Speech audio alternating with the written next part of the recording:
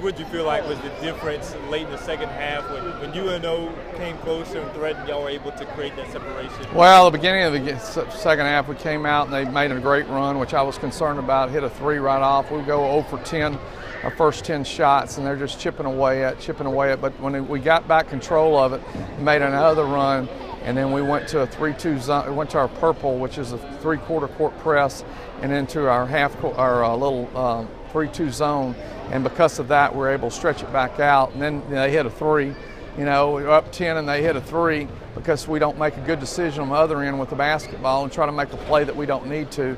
We just kind of were sloppy at the end. A lot of that's because we were tired. But I will say this, that I thought that we made the plays that we had to make to win the basketball game. I know that's pretty obvious, but sometimes you don't. And even though we made some mistakes and tried to do a little bit too much razzle-dazzle, I mean, sometimes that gets a little bit frustrating when you're trying to win a ball game. But we made the plays we needed to make, and that was big. You scored 51 in the first half, and then you have the 0 for 10 stretch there to start the second half. But then you come back and make 7 of 9.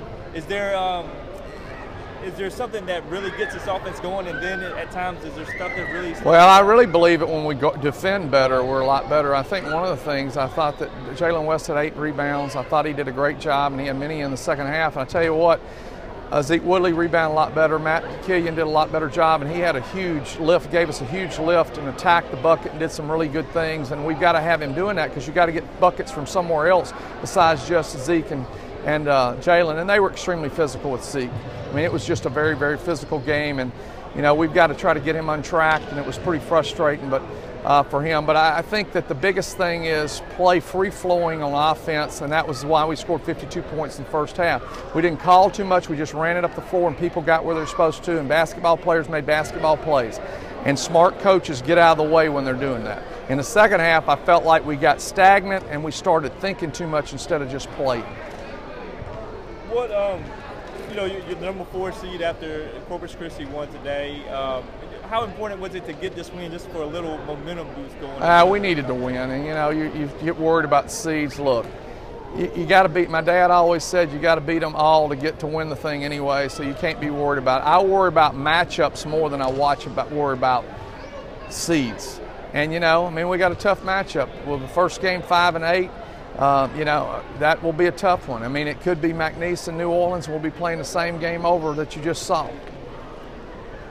And then, Jalen tonight, almost a triple-double, 33, 9, and 8. It seems like just Jalen being Jalen. Yeah, he was just being Jalen. I mean, just made the plays that we had to make. And, he was a little tired, and you could tell that. And the game from the travel and all that. No, you got to play back-to-back in a tournament, but the travel from coming in late, we play a late 8 o'clock game, we get back about 1 o'clock. You get up next day and go to school and do all those things, not making excuses. I just think that, it wore on him a little bit.